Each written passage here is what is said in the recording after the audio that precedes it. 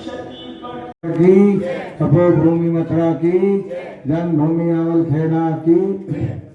सीधी कमर करके खड़े होंगे। गायत्री मंत्र, महामंत्र, गुरु मंत्र, अनादि मंत्र का सहस्र उच्चारण करेंगे।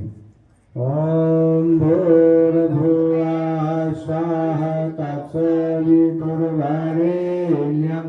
भर्गो देवस्य धीमहि धियो यो नः प्रचोदयात्। युग सुधरेगा। एक व्यक्ति को बदलने की नहीं, एक देश को बदलने की नहीं, पूरी दुनिया को बदलने का जो पूज्य गुरुदेव ने संकल्प लिया है वो सब आप भाई बहनों के ऊपर लिया है। कैसे? उन्होंने कहा था कि व्यक्ति निर्माण, परिवार निर्माण और राष्ट्र निर्माण। इसलिए अगर हमारा निर्माण हो जाता है तो राष्ट्र को बदलने में देर नहीं लगेगी। इसलिए जो ज्योति देख रहे हैं उन्होंने ये उनके आदेशानुसार प्रज्वलित की और इसी ज्योति के सामने परम पूज्य गुरुदेव ने 24 लाख के 24 महाभूषण संपन्न किए और पूरे विधि विधान से किए। क्या था विधि विधान? कि 24 वर्षों तक जमीन में शयन किया और एक काली गाय रखते थे जिसको चारा, जौ, आटा, गेहूं खिलाते थे और गोबर में से जो जौ निकलते थे संस्कारित होकर, उन जौओं को साफ करके धोकर पीसकर माताजी उनकी एक रोटी बनाती थी पूज्य गुरुदेव के लिए और उसी काली गाय के दूध का एक गिलास मट्ठा 24 घंटे में एक बार लेते थे। आप समझ गए? और 66 मालाएं प्रतिदिन करते थे जिसमें 6 घंटे लगते थे। इतनी कठोर साधना के बाद परम पूज्य गुरुदेव ने गायत्री को सिद्ध किया। गायत्री के युग दृष्टा कहलाए। इनसे पहले आपने ऋषि विश्वामित्र जी का नाम सुना होगा।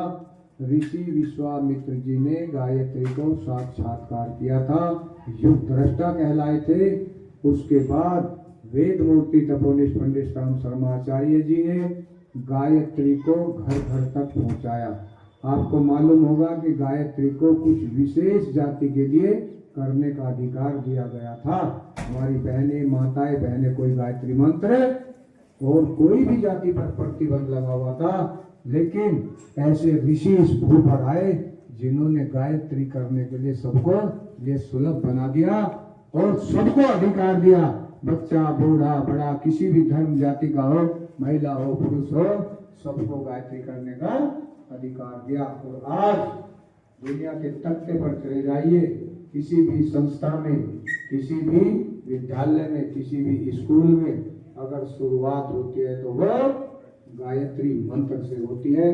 कुछ गुरुदेव ने 1940 के अमृतज्योति में लिखा था कि आने वाले समय में पत्ता पत्ता गायत्री मंत्र बोलेगा। वही हो रहा है।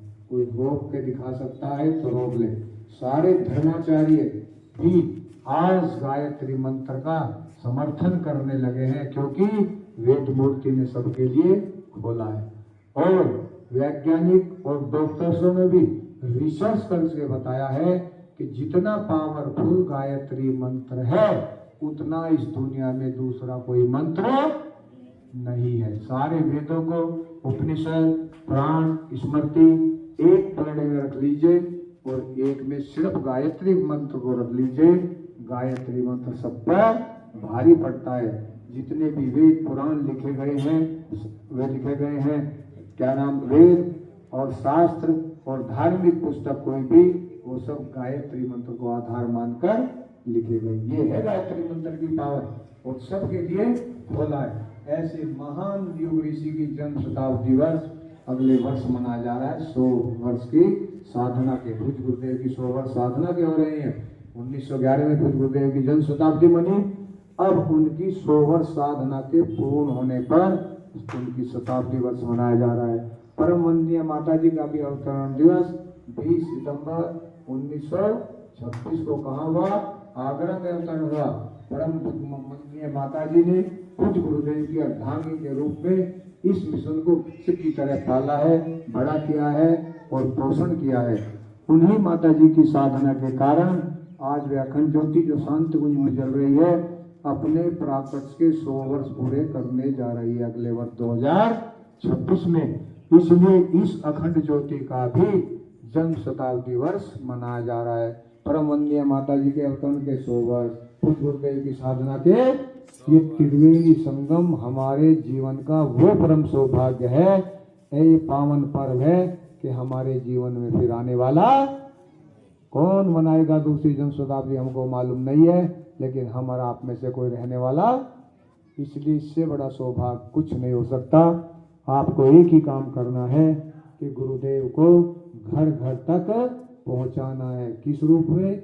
परम पूज्य गुरुदेव ने 3250 पुस्तकों का लेखन इसी अखंड ज्योति के सामने किया, और आपकी कोई भी छोटी से छोटी, बड़ी से बड़ी कितनी भी समस्याएं हो, आपको अगर उनका समाधान नहीं मिल रहा है तो उस पुस्तकों में से कोई एक पुस्तक उठाइए, पेज खोलिए, जो पाठ जो पेज निकल जाता है उसको पढ़ना शुरू कीजिए। आप पूरा पेज नहीं पढ़ पाएंगे, आपकी समस्या का समाधान निकल आएगा। जो गुरुदेव का साहित्य पढ़ते हैं उनको मालूम है कि आज 99% भाई बहन जो जुड़े हैं परम पूज्य गुरुदेव का साहित्य पढ़ने के बाद जुड़े हैं। क्यों?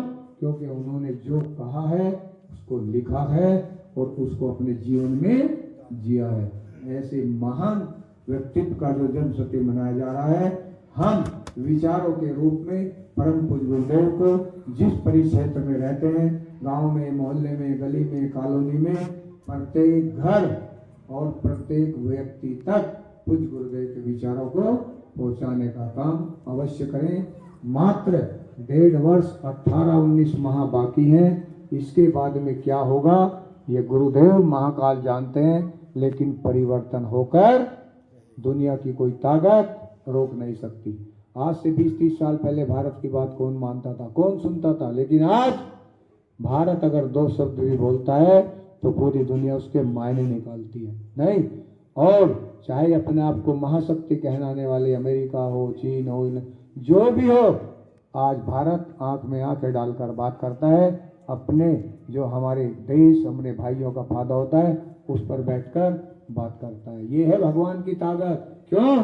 क्योंकि हमारी ये भारत भूमि उन ऋषियों की भूमि है, उन संतों की भूमि है, उन योद्धाओं की भूमि है, उन भगवानों के अवतरण की भूमि है, जहाँ दुनिया में ऐसी कोई दूसरी भूमि नहीं है। आप सौभाग्यशाली हैं कि जिन्होंने इस भारत माता की भूमि पर जन्म लिया। अब आप इनका पूजन करेंगे। आपके पास है सूची। ओम पुनातो पुंडरीकाक्ष, पुनातो पुंडरीकाक्ष, पुनातो, चंदन लगा दिया, चंदन पहुंच गया। ओम चंदनस्य महत्पुण्यम पवित्रम पापनाशनम आपदाम हरते नित्यम लक्ष्मी तिष्ठति सर्वदा। ओम सर्वमंगल मांगल्ये शिवे साधि साधिके शरणे त्र्यंबके गौरी नारायणी नमोस्तुते। आप नक्षत्र पुष्प ले लीजिए, आपके पास होंगे, आप उनमें से ले लीजिए। फूल, चावल जो भी रखा है एक हाथ में ले लीजिए, और नहीं तो प्लेट में पकड़े रखिए, कोई बात नहीं। अब ज्योति कलश भगवान का पूजन करिए। ओम तत्वयामि ब्रह्मणा वंदमान तदा शास्त्रे यजमानो हविर्भि अहेडमानो वरुणे बोधरुषगं समानायु परमोषिः। ओम नमो ज्योतिर्जुष्टामाजस्य बृहस्पतिर्यजनिमन्तनोतविष्टं यज्ञवंशमिमं ददातु विश्वे देवासैनादन्तमो प्रतिष्ठः। ओम वरुणाय नमः। आवायामि स्थापयामि धायामि गन्धस्तं पुष्पाणि धूपं दीपं नैवेद्यं समर्पयामि। ओम कलशस्य देवताभ्यो नमः। अपने अपने मस्तक से लगा लीजिए, अपने अपने मस्तक से लगा लीजिए। सबके दीपक जल गए हैं ना? सब अपनी प्लेट ऊपर करिए, यहाँ पर करिए ऐसे।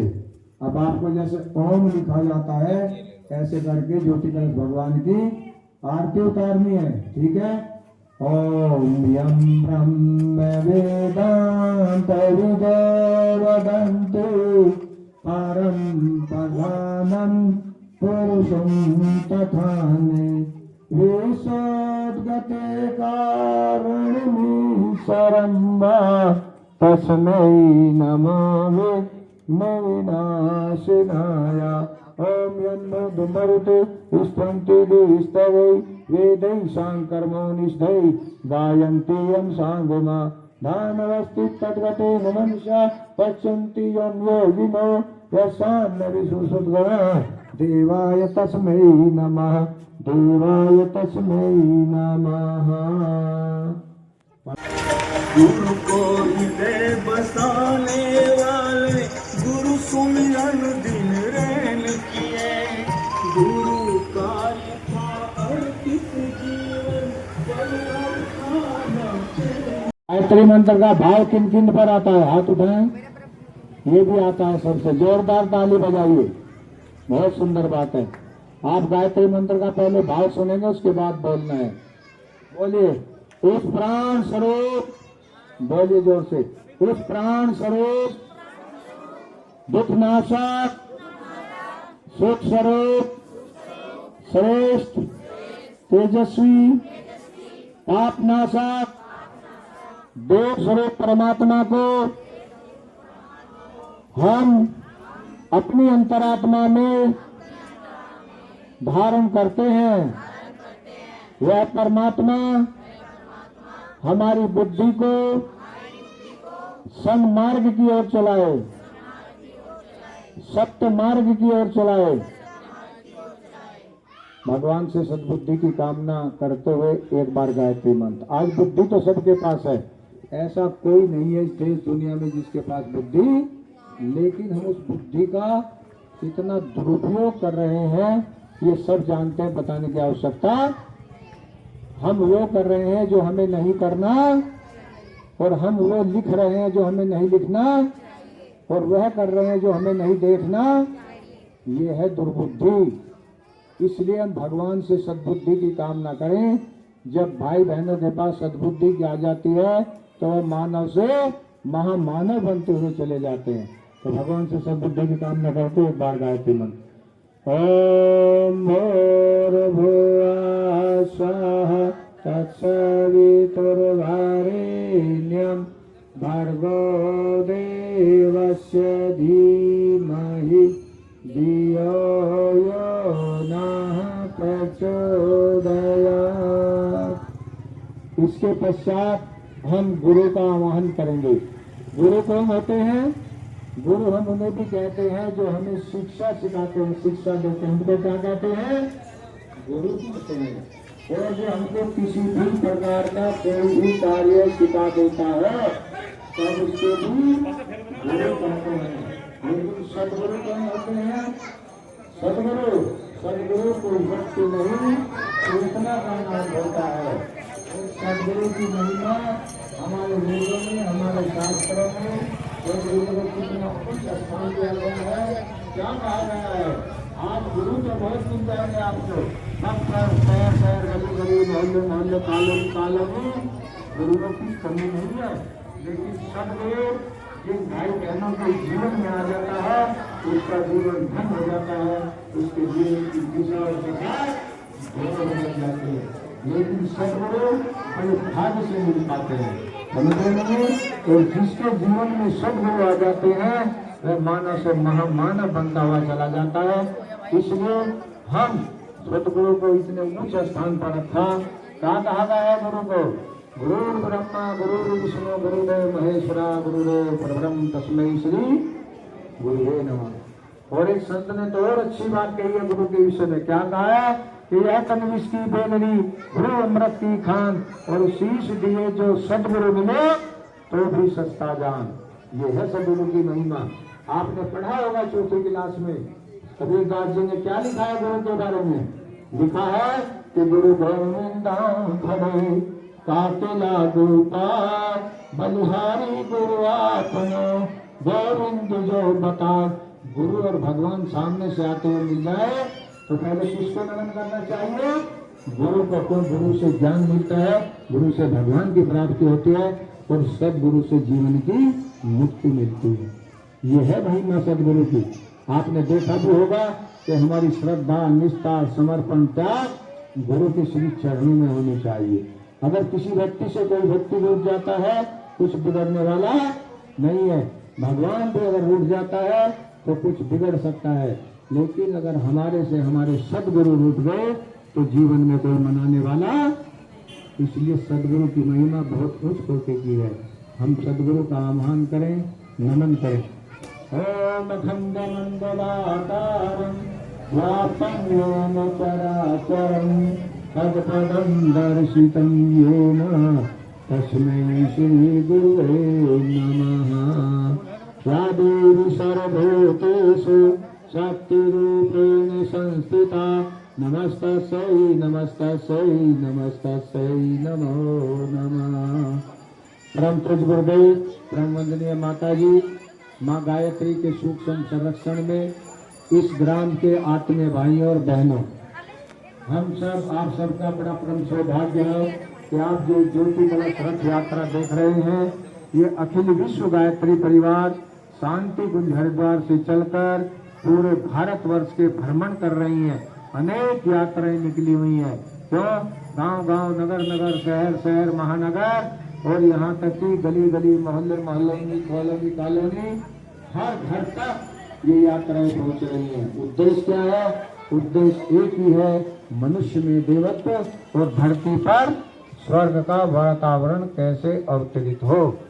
आज आपने सुना होगा कि आज हमारी भारतीय संस्कृति और ऋषि परंपरा में हमारी संस्कृति थी कि हम माता पिता का सम्मान करते थे, सास बहू सास का सम्मान करती थी, चाचा ताऊ का सम्मान करते थे, उनके चरण स्पर्श करते थे।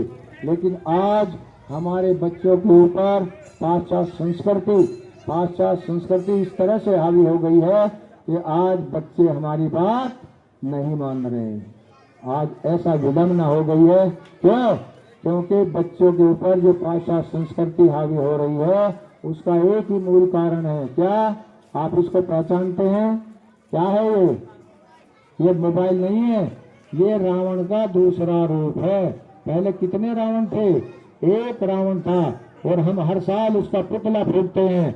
लेकिन अभी रावण के जो अवगुण थे वो समाप्त नहीं हुए हैं। वो कहाँ चले गए हैं? वो घर घर में हर व्यक्ति के भाई के दिमाग पर जाकर बैठ गई है दुष्प्रवृत्ति।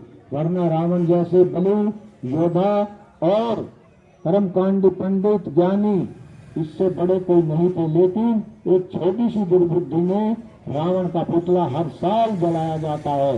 इसलिए आज हमारे घरों में जो ये मोबाइल हो गए हैं, ये रावण का कार्य कर रहे हैं। अगर हमारे घर परिवार में सदस्यों की संख्या 6 है तो रावण कितने मिलेंगे? कम से कम 8, 10 या 12 मिलेंगे। और यहाँ तक हमारी संस्कृति गिर गई है कि एक 90 साल की बुजुर्ग माता जी, 100 साल का बुजुर्ग भाई, 5 साल का बच्चा, 25-30 साल का युवा, 50-60 साल का भाई बहन 24 घंटे में से 16 घंटे उस मोबाइल पर टच मार रहे हैं। कौन घर में आया, कौन गया, कुछ मालूम नहीं है। आज हमारे बच्चों को जानकारी न होने के कारण इस पाश्चात्य संस्कृति में धकेल रहे हैं। इसलिए और कहाँ तक गिरेगी हमारी संस्कृति? इतनी गिर गई है, जब 4 माह का बच्चा दूध नहीं पीता है तो उसकी मम्मी मालूम है क्या करती है?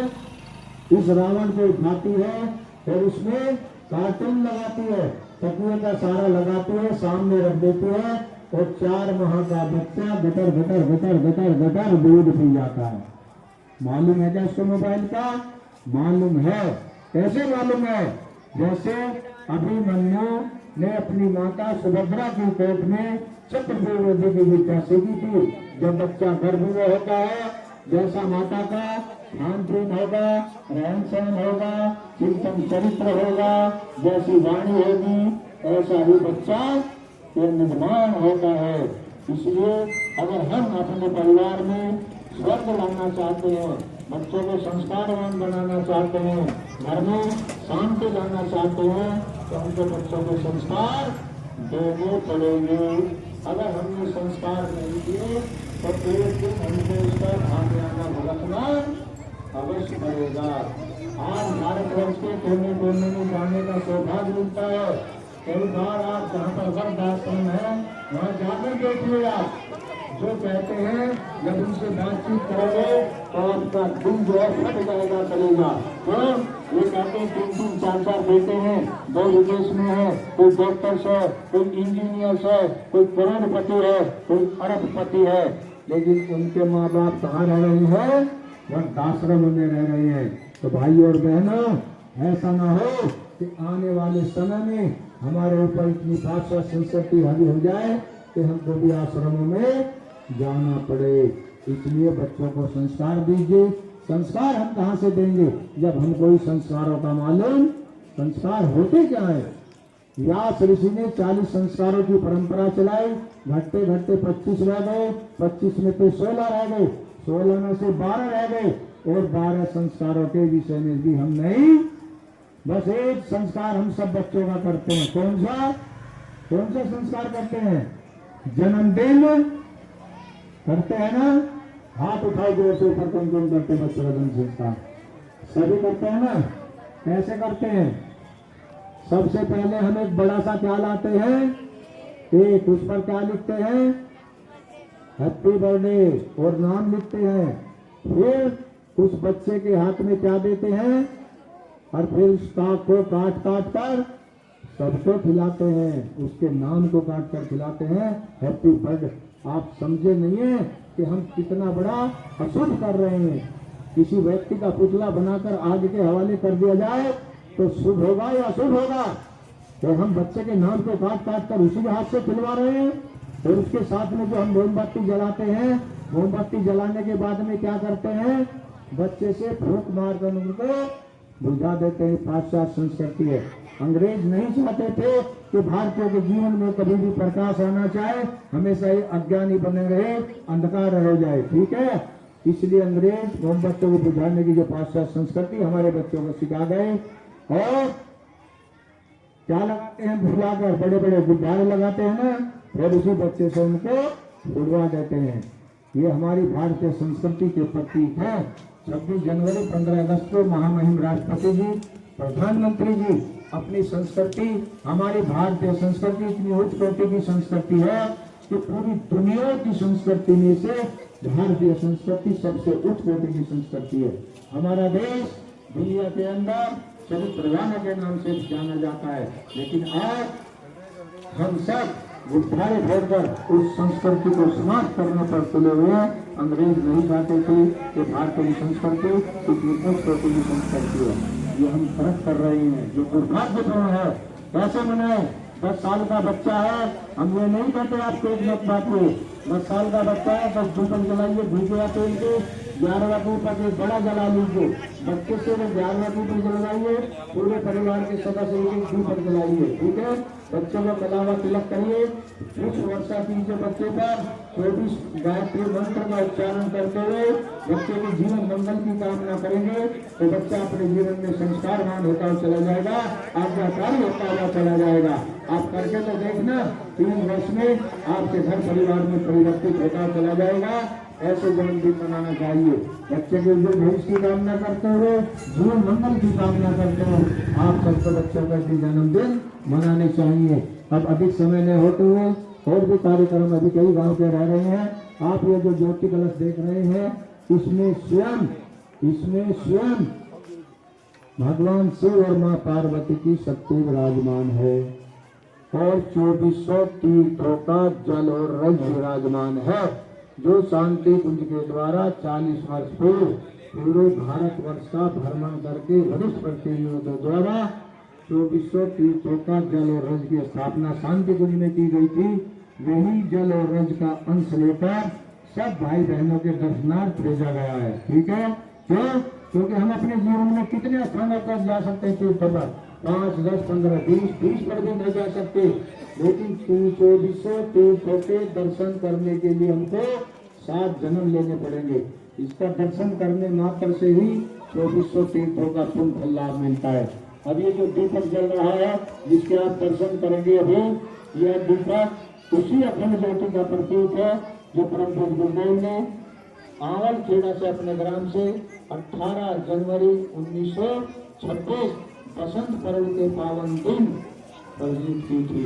यही अखंड ज्योति अपनी लंबी यात्रा पार करते हुए आगरा मथुरा 1971 से शांति कुंज में सतत अखंड जल रही है। ये ज्योति अगले वर्ष 2026 में पूरे 100 वर्ष अपने प्राकट के 100 वर्ष पूरे करने जा रही है। यह ज्योति देश और दुनिया के किसी भी देश में यह कोई ज्योति नहीं है जो सिद्ध ज्योति हो गई है। इसके दर्शन करने के लिए कई घंटे वहाँ पर लाइन में लगना पड़ता है। इस देश के महामहिम प्रधानमंत्री हो, कोई भी हो, चाहे कितने भी बड़े मंत्री हो, कितने राज्यपाल हो, कितने भी बड़ा अधिकारी हो, चाहे कोई कितना भी धर्माचार्य हो, तो ज्योति के दर्शन करने के लिए शाम को दिन में घंटों का इंतजार करना पड़ता है। यह ज्योति का प्रतिदिन आज आपके यहाँ गाँव नगर में आपके दर्शन के लिए भेजा गया है। क्यों? क्योंकि आने वाला समय इतना परिवर्तन का समय है कि जैसे भगवान राम के समय में हजारों वर्ष बाद परिवर्तन की वेला आई थी और भगवान राम समर्थ थे भारतीय संस्कृति सीता का ढूंढने के लिए, लेकिन सरे किसको दिया सरे? रीछ, वानर, गिद्ध, गिलहरी सबको सरे देना चाहते थे। भगवान बुद्ध का समय आया, भिक्षुक और भिक्षुओं को इतिहास में नाम अमर हो गया। भगवान कृष्ण जी का समय आया, जब तांडव मच रहा था, तराई मच रही थी, भगवान कृष्ण जी ने और बंदरों को उठाया, लेकिन सरे किसको दिया? बाल गवालों को दिया। कह दिया 2 फुट की टेप लगा दीजिए। क्या भगवान कृष्ण जी उठा नहीं सकते थे? युग परिवर्तन की वेला है, इसको कोई रोकने वाला नहीं है। हमारा देश जगत गुरु था, जगत गुरु है और जगत गुरु रहेगा। हमारा देश सोने की चिड़िया था, सोने की चिड़िया है और सोने की चिड़िया दुनिया की कोई ताकत इसको नहीं घटा सकती। इसलिए भारत की बात पहले कौन सुनता था? अब भारत 2 शब्द बोलता है तो पूरी दुनिया बड़े जोर से सुनते है, उसके माने निकालती है। ठीक है, अब भारत चाहे कोई अपने आप को महाशक्ति मानता हो, चीन हो, नहीं अमेरिका हो, कोई भी देश हो, भारत उससे अपनी भाषा में बात करता है। ये है भारत की ताकत। क्यों? क्योंकि हमारा देश उन योद्धाओं का देश है, उन संतों का देश है, उन ऋषियों का देश है, उन भगवानों का देश है, जो सबसे ज्यादा अवतरण इस भारत की भूमि पर हुआ है।